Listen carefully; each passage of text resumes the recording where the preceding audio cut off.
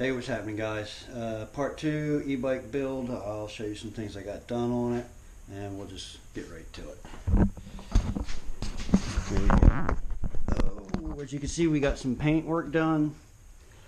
Ironically, I didn't even realize what I did with the orange, white, and black till after I was done, and it's no big deal. But a few months ago, I actually repainted this boat the same colors, and I didn't even realize I'd used the same colors.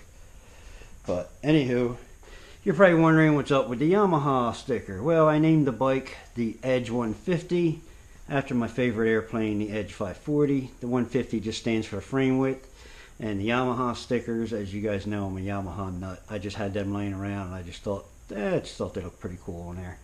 So I've bought enough Yamaha products over the years, I can borrow their name if I want. Anywho, as you can see, we got some front suspension on it now.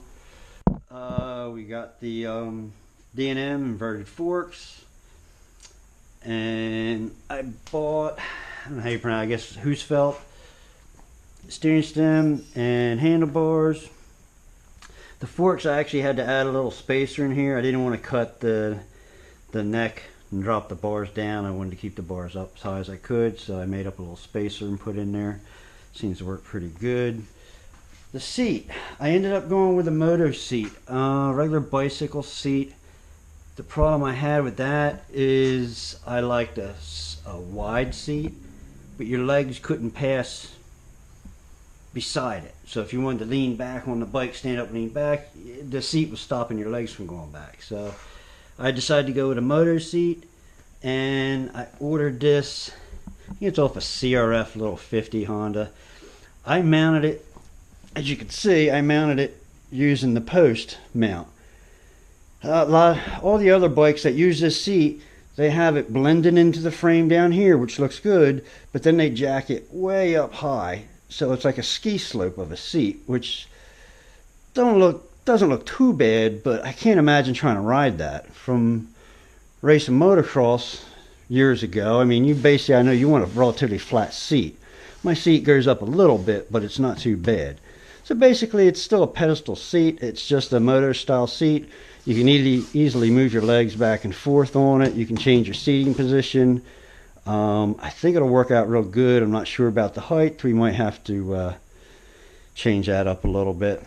I'll give you a sneak peek. We did a bracket up in here, and we did a bracket here. I ended up doing a third bracket because the rear had a little spring in it, so I ended up doing a third bracket.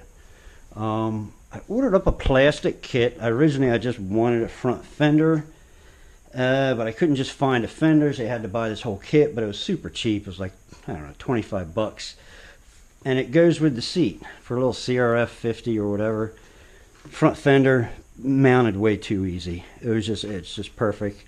Exactly what I was looking for. And the rear fender, it would have literally bolted right on there, but it came up at such a crazy angle, it just looked retarded. So I ended up hacking it all to death, but actually now it looks much better. I like that look much better. Let's see what else we got done. I don't know how well with the lighting on this side of the bike.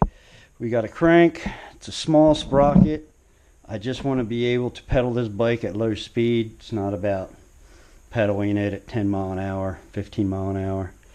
Ordered some pedals, just cheap Chinese pedals, but I liked them because they weren't like super big. I didn't want like big giant pads.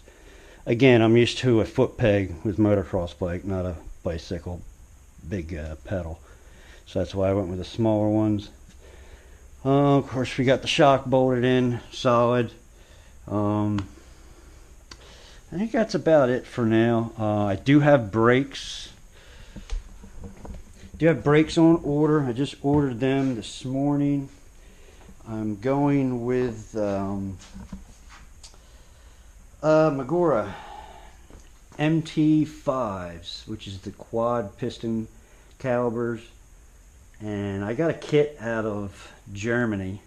Comes with the calibers, the the line, the whole 10 yards. Even comes with discs, even comes with adapters. The discs I'm using are going to be the 203 millimeters, which are the biggest ones I've seen for bicycles, because I want plenty of stopping power for doing stoppies and what have you. Being this is going to be obviously a heavy bike. So they're on order, probably a couple more weeks before they come in. But so far I'm really impressed with everything I've bought and installed.